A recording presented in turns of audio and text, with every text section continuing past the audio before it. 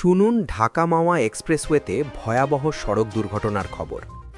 মুন্সিগঞ্জের সিরাজদিখান উপজেলার ধলেশ্বরী ২ সেতুর ঢালে এক মুরগিবাহী পিকআপের পেছনে দ্রুতগতির বাস ধাক্কা দেয়। এতে ঘটনাস্থলেই প্রাণ হারান পিকআপের চালক, আহত হয়েছেন আরও একজন। বিস্তারিত জানার জন্য ভিডিও শেষ পর্যন্ত দেখুন। শুক্রবার রাত ৩টের দিকে ঢাকা মাওয়া এক্সপ্রেসওয়েতে ঘটে এই মর্মান্তিক দুর্ঘটনা। ঢাকামুখী পিকআপটিতে মুরগি ছিল। জানা যায়, পেছন থেকে আসা দ্রুতগতির একটি বাস পিকআপটিকে ধাক্কা দেয়, ফলে পিকআপ উল্টে যায়। ঘটনাস্থলেই নিহত হন পিকআপ চালক। আহত ব্যক্তিকে দ্রুত উদ্ধার করে ঢাকা মেডিকেল কলেজ হাসপাতালে পাঠানো হয়েছে। নিহতের পরিচয় এখনও জানা যায়নি। হাসাড়া হাইওয়ে পুলিশ থানার ভারপ্রাপ্ত কর্মকর্তা এটিএম মাহমুদুল কক জানান, দুর্ঘটনার সঙ্গে জড়িত বাসটি এখনও শনাক্ত হয়নি এবং আইনগত ব্যবস্থা নেওয়া হবে।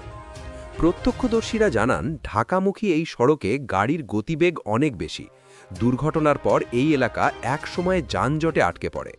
সড়ক দুর্ঘটনার ঘটনায় আবারও মনে করিয়ে দিচ্ছে, যাত্রী এবং চালকরা যেন দ্রুতগতি নিয়ন্ত্রণ এবং নিরাপদ ব্যবধান বজায় রাখে। 1 সেকেন্ডের অনভিপ্রেত ভুল জীবন কেড়ে নিতে পারে।